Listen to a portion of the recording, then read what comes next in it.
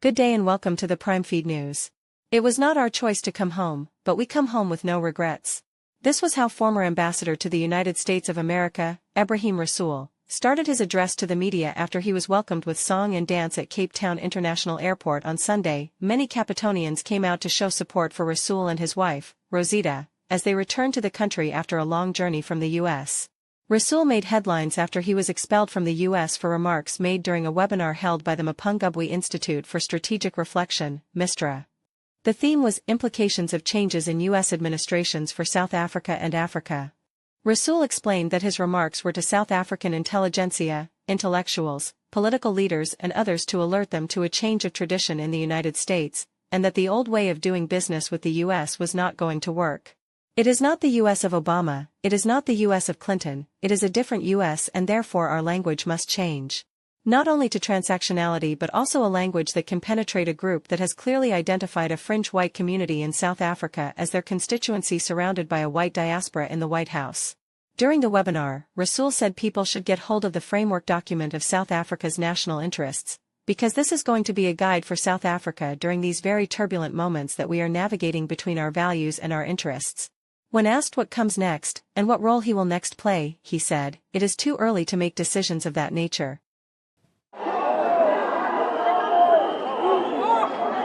Expelled South African ambassador to the US, Ebrahim Rasool, and his wife arrived to much fanfare in South Africa on Sunday. Despite his unceremonious dismissal from the US, Rasool appeared to be in good spirits. He says he doesn't regret making remarks that got him into hot water. It is a different US, and therefore our language must change, not only to transactionality, but also a language that can penetrate a group that has clearly identified a fringe white community in South Africa as their constituency, surrounded by a white diaspora in the White House. That is what we are up against. And so there's nothing that I will say there that I would not say elsewhere. And so I would stand by my analysis, because we were analyzing a political phenomenon, not a personality, not a nation, and not even a government. And so I stand by that.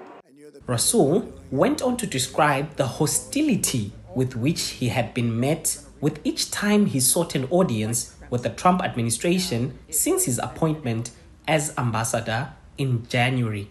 We have tried to engage. We have been met with executive orders that cut our aid, cut PEPFAR, and now we sit with the idea that millions could be reinfected with HIV and AIDS. He's calling on President Cyril Ramaphosa to appoint a capable replacement who will not buckle under pressure from the US. We must hope that President Cyril Ramaphosa will be able to pick up where we left off. But we cannot have a simplistic idea that while we say there must be an ambassador, that you must put a white ambassador for a white president in the United States.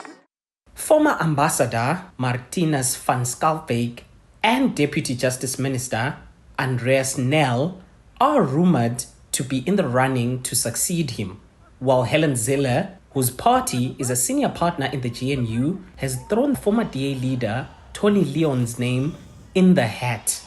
We still come here and say we must rebuild and we must reset the relationship with America, because our relationship with America over 50 years has not always been with the White House. It has sometimes been with Congress, and it has always been with the people of the United States of America. Despite strained relations between the two nations, Rasool says Pretoria must mend ties with Washington. Rasool says he is in the process of finalizing a report that he will, in the next few weeks, present to the President and the International Relations Minister. For Newsroom Africa on Channel 405, I'm Junior Kumalo in Cape Town.